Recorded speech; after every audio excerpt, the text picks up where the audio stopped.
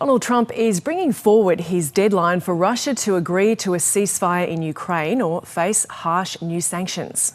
I'm going to make a new deadline of about 10 or 12 days from today. There's no reason in waiting. The US president has threatened to punish the Kremlin and buyers of its exports unless progress is made to end the 3.5-year war. After initially giving Vladimir Putin a 50-day ultimatum earlier this month, Mr. Trump has grown increasingly frustrated with his Russian counterpart. We got along very well, and I never really thought this would happen. I thought we'd be able to negotiate something, and maybe that'll still happen, but it's very late down the process. So I'm disappointed.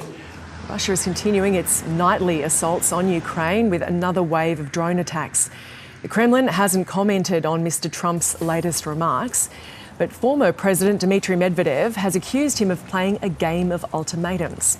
The Ukrainian president is welcoming the US president's statement. It is Russia that is doing everything to derail peace efforts and prolong this war. Nightly strikes, constant attempts by Russia to inflict pain on Ukraine. Indeed, peace is possible when action is strong and determined. Russia pays attention to sanctions, to such losses. Ukraine is ready to work productively with the United States to work with President Trump to end this war with dignity and secure lasting peace. On the front line, some of the most intense fighting is taking place near the strategically important city of Pokrovsk in Ukraine's eastern Donetsk region. The road and rail hub had a pre-war population of about 60,000 people. Now it has fewer than 1,500 residents. Those that are still there are being encouraged to leave, with no electricity, gas, heating or piped water available. Russian forces have advanced to claim a string of villages to the south and east of Pokrovsk. Moscow describes it as the gateway to Donetsk, and capturing the city would allow it to push towards the biggest remaining Ukrainian-held cities in the region, Kramatorsk and Slovyansk. The Ukrainian-made UAR-15 is the latest weapon used by Kyiv's troops on the battlefield. It's set to replace Soviet-era AK-74 rifles, and soldiers say it's more practical and accurate. The war has changed a lot.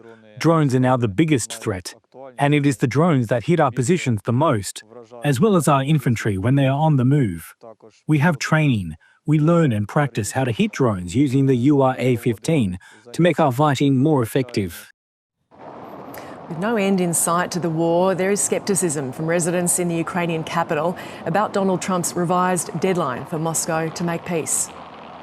For me, it sounds like a joke, to be honest. I don't believe Trump can stop this war. All we need is aid, military aid.